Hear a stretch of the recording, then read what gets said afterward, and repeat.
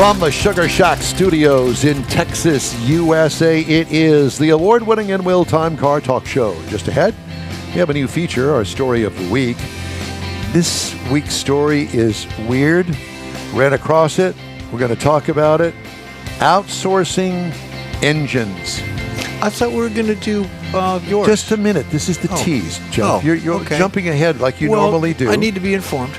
You are. Mm-hmm. You're being informed right now. So we're going to talk about outsourcing engines. Have you heard this story? No. Okay, well, we're going to talk about it. We're also going to do the Guess the Sold Car Price. We're going to have recalls for you coming up. Jeff has the cruise in and events calendars, and I'll bring you stories making automotive news headlines this week. Howdy, along with Mike out of this world, Mars. We always need more Jeff Zekin to jump ahead. And inform me. And and the uninformed Jeff Zekin. David Ainsley is sleeping in, getting rested up for the big remote broadcast next weekend in Granbury. I'm Don Armstrong. Glad that you could join us on this Saturday. Now, first off, what's wrong? We're okay. I was looking at the itinerary for the story of the week and did not see that. You didn't? No. Well, I don't know. I don't know what you've got there. Some old thing, decrepit thing that 1948 is what you have.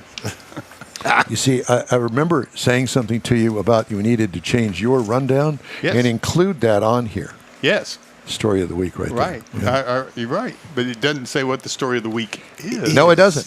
No, it doesn't. Surprise. It is a surprise. Surprise. You don't need to know. Just hang tight. Are you just as surprised as Mike and I? Because we're surprised. So here's everything's going on, and we are surprised. I didn't tell them the whole truth and nothing but the truth. So help me God. He didn't raise his right hand. So let's start off with the Sold Car Roundup. I know that Jeff Heitzman is joining us, and he always likes to chime in on these sorts of things. And if you'd like to chime in, you're more than welcome to join us as well. info@InWheelTime.com. Get your chimer out. Yeah. And so this is our first auction car that was sold on Hemmings.com. And so we're going to ask the boys what they thought this car sold for. Now, this is a 1951 Studebaker Commander. My brother, I don't know how he acquired the car. I don't know whether it was his mom's car or whatever, but he had one of these things. And last time I saw him alive, obviously, I asked him, I said, whatever happened to that car? He says, I got rear-ended, and the back bumper of the car was pushed all the way to the back of the front seat. Poof. That's how bad it wrecked.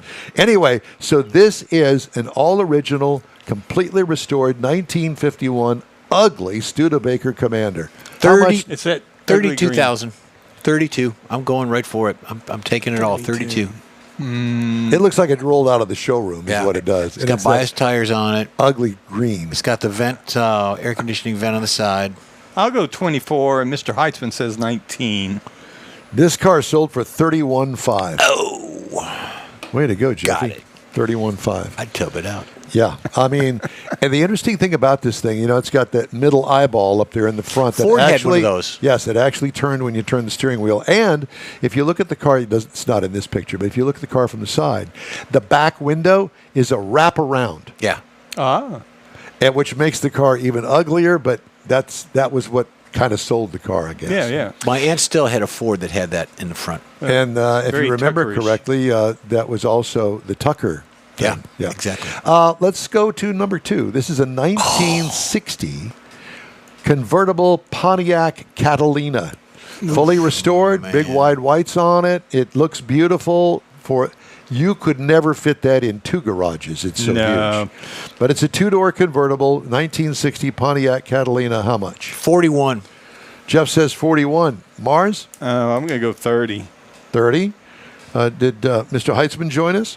Well, he hasn't chimed in yet, or neither has George. Okay, so Heitzman says 31. 31. Well, it's sold for, y'all are close, $35,999. I'll split it with you, Jeffrey. Okay. Next up, this is the C5 Corvette convertible, a 1998 model. It's a C5? That's a C5. That's just like my car, except this is a convertible version of it, okay? It's very clean. Yes, that's a factory option. Mm-hmm. Mine had that on there, and I took it off. Mm-hmm. The door guards, How much did that car sell for? Doesn't give you the mileage. I didn't look up the mileage. I don't want to get into all that, but Well, that's it's a big deal on the price of Okay. it. I mean, that can make $10,000 difference, unfortunately. No, not in a C5. No. If it's worth it. You have to trust me. You have to trust me on this. Mike, I'll let you go first. I'm gonna go for 22. I was thinking 21. George says 37.5. Heitzman says 40. 15,488. Yeah. That's the reason that I picked it up, because even though my car, when I bought it, it had 16,000 miles on it. And this is in 2017. Okay, it only had 16,000 miles on it. I bought my car for $16,000. Yeah, but your car today, if you that Corvette today with 16,000 miles on it, it's going to be But it's got 28 to 30,000. All right, well, it's got 35,000 miles on it It'd now. still today. be over 20. Okay. I mean, If you say so. no, I'm looking at what Emmons and all these other guys are priced them for. Okay. Well, thank you. I'll take that as a compliment. Yes, you Next should. up is a 1996 Chevrolet Camaro. But that was convertible, though. That was a It convertible. was a convertible. This is a 1996 Chevy Camaro Z28. It's got 18,000 original miles on it. How much do you think on that? that one? Yeah. How much do you think that car sold for? It looks I like said it's it's got 18,000 miles on Looks it. like it's got T-tops. Probably so. Yeah, it probably leak. I'm not a fan of that car. I'm not either. I'll go 18. I'm going to go 15. George says 1066. Jeff says 29,000. And Mr. DeLusk, DT Lust 24. I'm not sure who that is yet, but he says 26. Okay, well, George wins. It sold for $11,550.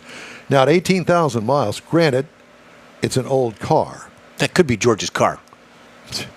The deal is with that is, wouldn't you like to have your kid driving around in that? Doesn't have that much horsepower. No, it It's a doesn't. 1996 Chevy Camaro Z28 with 18,000 miles. It sold for $11,550. Next up, 2008 Ford Mustang. Oh, boy. 2008 Ford Mustang. Convertible. And this is a convertible. got And the- it looks like it's a GT. Yep. And what do you think that sold for? 4.6 liter V8. It's got the roll bar. It's got the wing on the back. It's got the rally headlights. Well, it's a GT. Yeah, yeah, It's yeah. a convertible, so. I'm going to go 34. Wow. Okay. Mars? No, I'm going to go like 28 is what I would say. Okay. George says 23. Jeff says 22. 15,225. Well, Oh. I bought two of them. We had one came in late at 13K. Well, there you go. We'll give that one the winner. Yeah, that one That's there the would- winner. That would be the winner. All right. And the last one Oh, beautiful. is a 1964 Dodge Dart convertible. And that is screaming yellow. Chicken yellow, whatever you want to call it. It's yellow. And those are not stock wheels on it, because I No. remember Dodge Darts didn't have that. Yeah. It's got nice How much? tires. It's probably got a 6-cylinder in it, I would guess. Mm-hmm. How much do you think that would sell Have a for? 318. I'm going to go $9,000. Really? Yeah. Even though it's a rag top. No, I'm going to, because it's a rag top, I'll pump it out to 15. I'm going to go 9. On Hemmings, George wants to know if you .com. take green stamps. 24.3. Jeff says 14. I got to find out who this. 1964 Dodge Dart sold for $9,500. Oh, George came in late at 8,000. What did I George do? I slipped in said under the 9. wire, I yeah. said 9. Come Now, on. that would be a perfect car for the Hot Rod Tour. Oh, Texas absolutely. Right there. Yep. Absolutely. Cheap in. That's And the it's time of convertible. that's If the a weather's good, you Yep. can drop the top. Absolutely. You can go around topless and nobody will say anything. I'd be all over that. Well, that was fun. Mm-hmm. What do you say that we do some recalls here? Okay. Can we say Ford Motor Company? Say it. We Ford. can't sit Ford Motor Company. Recalling 556,043 vehicles. Two problems. One is a detachment of the B-pillar trim. The second is 63,000 pickups because of loose or dislodged passenger airbag. disabled indicators. Ford F-150 Lightning, the electric vehicle, battery electric, loss of steering from the front control arm separation. Ford Transit 2022 to 2023 instrument panel, not illuminated. Ford F-150 and F-150 Lightning, battery electric again, 22 to 23 and 25, deactivated electronic stability control. Ford Bronco 21 to 22, rear view camera malfunction, that's being recalled. Loss of steering from front control arm separation in the Bronco and Ranger for 24 and 25. And oh no, I'm not done. 21 to some of them to 25, not all. Bronco, Edge, Escape, Expedition, F-150, 250, 350, 450, 550, 600. Mustang, Mustang Mach-E, Ranger, Transit, Corsair from Lincoln, Nautilus, Navigator being recalled. Rear view camera image may not display. And seatbelt warning system malfunction on the Lincoln Aviator and Corsair 2020 to 2023. Wow. It's a lot. Ford, I'm not even going to go to the rest of them. It's very disappointing. And I like Fords, but they need to get their act together. I'm sorry. It's going to kill them. Mm-hmm. And it's killing them financially. You know, recalls are not cheap. No. No, they're not, particularly if it's for some. And it's just spend $100 to fix a little $5 it's bad PR. Item. Yes. Yeah, well, as you know, they build in a recall into the price. So that happens. Yeah, I'm just not. It's not my thing. Okay, so now let's move on to the story of the week. And I'm going to read this, and you guys will have your own opinion. There's no need to do research on this. I'm going to write it down. Okay. Combustion engines will no longer be brand differentiators and will increasingly be sourced from suppliers as automakers look to stay competitive against low-cost Chinese rivals, according to Ford Vice Chair John Lawler. John? You may be the problem, sir, but that's another story for another day. Recall John. Automakers have long marketed their cars on the appeal of their in-house combustion engines, right? Right. Ford, got a Chevy, Hemi in that thing. Chrysler, all those guys. Got to have a Hemi, whatever. Mm-hmm. Well, that gives them unique tailgate badging to highlight attributes such as turbocharging or direct injection. Those days are disappearing, according to Mr. Lawler. He says, I don't think that consumers really think about powertrains the way that they did 30 years ago, and I tend to agree with him. He said this to an audience at Bernstein Strategic Decisions Conference, whatever that is. The shift to hybridization, hybrids, has removed many of the unique characteristics of combustion engines because electric motors are now used to increase power and reduce CO2 emissions instead. He says, where combustion engines defined what a vehicle was, the horsepower, the displacement, the torque, and everything about the vehicle, I think a lot of that is gone, and I tend to agree with him. With automakers no longer relying on combustion engines for brand differentiation, this could free up brands such as Ford to save money by partnering with other companies to develop the next generation ICE engines. Your thoughts? Mine is, if you don't mind, Go is ahead. the skateboard effect with electrics. It's the same principle, my opinion of that. Well, yes. You got a platform, everybody uses the platform, and that started out in electrics. And then hybrids, now it's going to be ICE. So it's probably just an evolution that needed to come. Look at the Indy cars. Yeah. Push to pass button. Yeah. That's from Hybrid. an electric. Yeah. Hybrid. Yeah. And do they tell you what kind of motor that they're using? No. No. But same thing in Formula One, too. However, they have that. my take on it is this is a marketing person's gold mine. So you name whatever you want that electric motor as the golden boy from Ford, whatever you want to call it something, right? And market that electric motor as this car has that electric motor as a booster, just like the push-to-pass button on an Indy car. But I think what he's talking about, back to what Jeff just said, the skateboard effect, that if everybody's got the same motor, like NASCAR or whoever. Yeah. So the marketing that people are doing today because of their hybrids or their Hemis or their Corvettes, their performance vehicles, that's a different segment and it's a different market. And I think they're going to lose that because now you got the same powertrain and everything. So what are you going to sell to differentiate your Chevrolet from Ford? Well, I'm using the Hemi from Dodge, from Chrysler. Okay. Okay? Good example. Because, let's face it, the moron that really put a torpedo to the entire brand when they said, we're not going to build any ICE engines. We're going to make it all electric. And threw away the one thing that they had marketed for decades about the Hemi, the horsepower, all of the cars that were under that The high lifestyle, all of everything it. that goes with it. They threw it out the window. Right. And what happened? That's what I'm But, saying. well, so if everybody goes to the same powertrain, like this guy is proposing, then Well, no. It's not the same powertrain. They're just going to sub out the powertrain to a supplier, right, but like a door handle. right. So you got XYB Motors is selling motors to all the car manufacturers, just like they do starter motors or anything Perhaps. else. And so if everybody's got the same powertrain, that's what I'm saying. How are you going to differentiate your vehicle? Because it's all going to be about body, the body style, trim levels, trim levels, the interior. capacity, You say weight. that, go look at the small compact SUVs that are out there now. How many of them have same lines because they're all mimicking All right, each then other? I'm going to go back to the car that I reviewed, and that's the Buick Envista. That is one hot little vehicle in my estimation.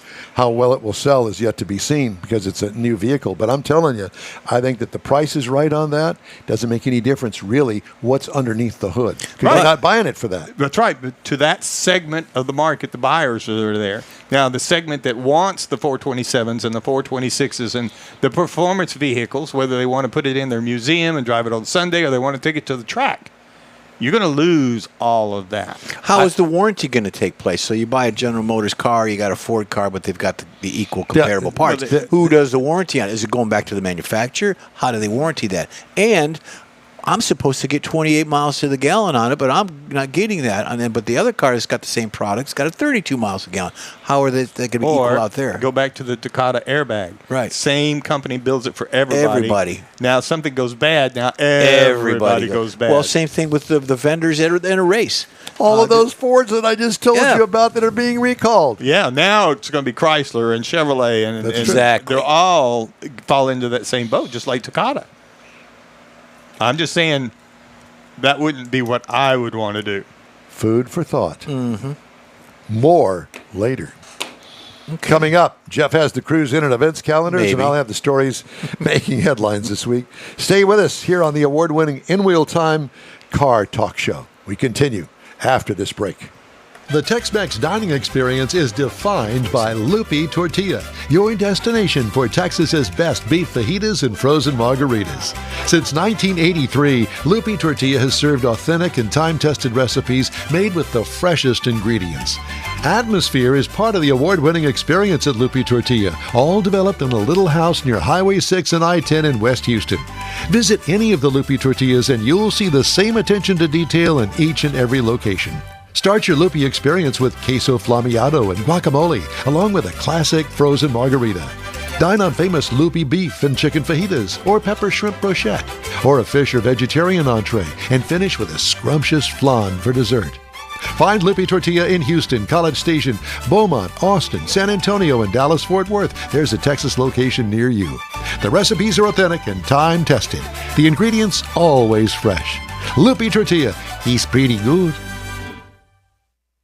The InWheelTime Car Talk Show thanks you for 14 wonderful years. Yep, our first show aired May 7th, 2011 on a local radio station. Then it was a move to the digital world and social media, and you followed. Thank you.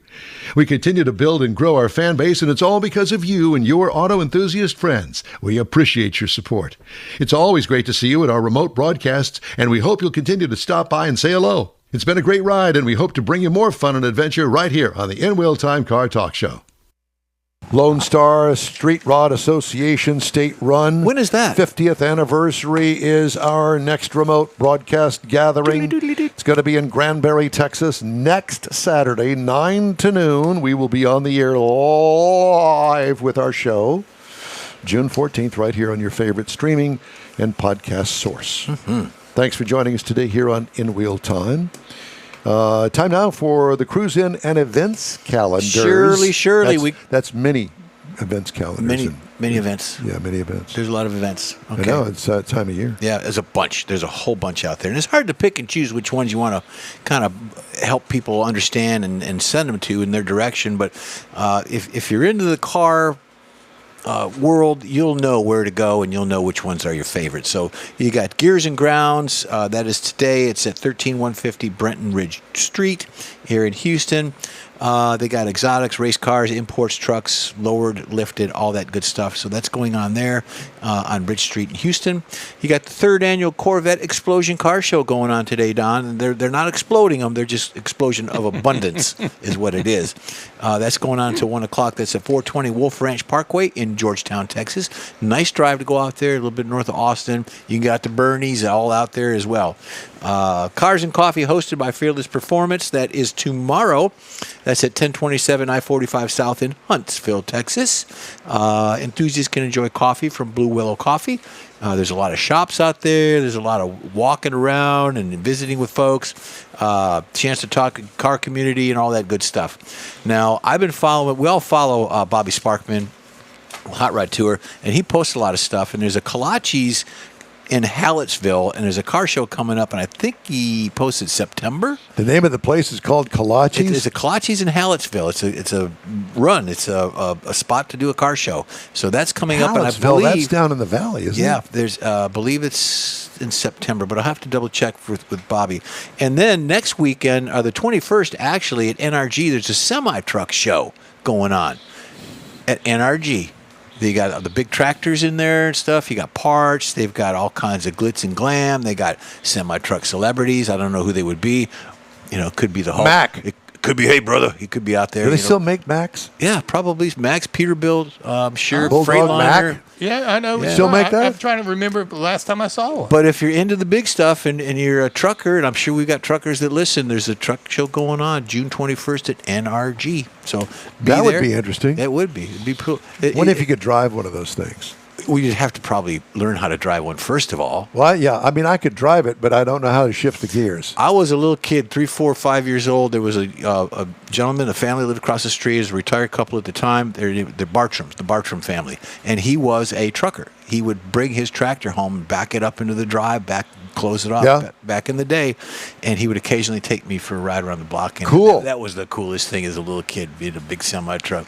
It was a cab over, back in the day. But, yeah, check it out. I found that on the website. Federal judge in Chicago refused to dismiss a $216 million lawsuit accusing a former dealership group vice president of deceptive and unfair business practices, including bait-and-switch sales tactics, deceiving customers about add-ons and falsely advertising the availability of vehicles. Imagine that. FTC and the Illinois Attorney General's office already settled with James Duvis's former employer, Auto Canada, which does business as Leader Automotive Group, and whose website lists 18 stores in the Chicago area and around Illinois. The December 2024 settlement with Auto Canada and its corporate affiliates did not cover Duvis. It included $20 million to compensate customers and a permanent injunction against future violations. Duvis's lawyer, Mark LaFleur, said he does not comment on pending litigation. Of course not. Duvis was fired in September of 23, 1 year into the federal and state investigation, according to the May 8th decision by District Judge Jorge Alonso. Oh, man. It's a great story. Chicago switch. Leader hosing $20 million. Leader hosing. Yeah. Florida Porsche dealership co-owner resigned from his managerial roles at the store after allegedly sending an anti-Semitic text to a potential customer. Great. Really?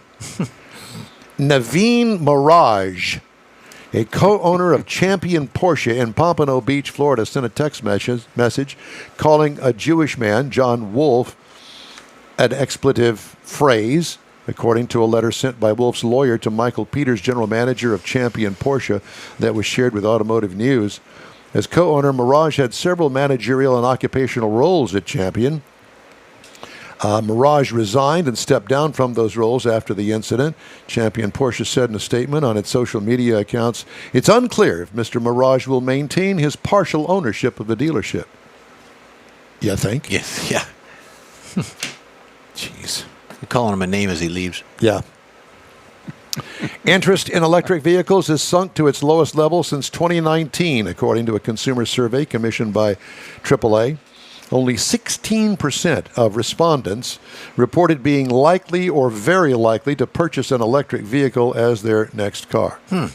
So 16% of the EV owners said they might buy another one. The percentage of customers who indicated they would be unlikely or very unlikely to purchase an EV as their next vehicle rose to 63% from 51%, the highest since 2022.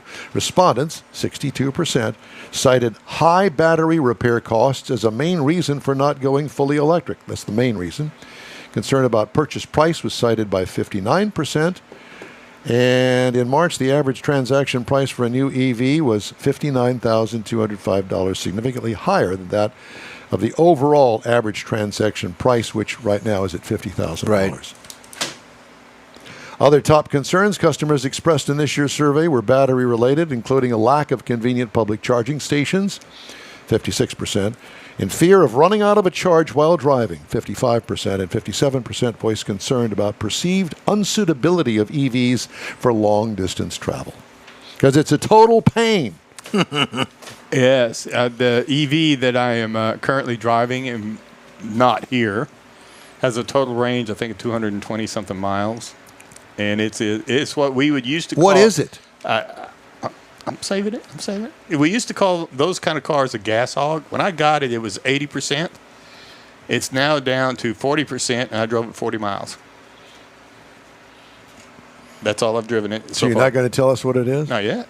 Why? I'm saving it for Save next the week. review. Okay. So it's next week's car review? Yes. I can't wait to find out. Do we need to send a Send a wrecker. flatbed? Yeah. Go get you. If I'd have drove it over here, you wouldn't have. We're Crazy. going to finish up today's show right after this. Well, You own a car you love. Well, why not let Gulf Coast Auto Shield protect it? Houstonian John Gray invites you to his state-of-the-art facility to introduce you to his specialist team of auto enthusiasts.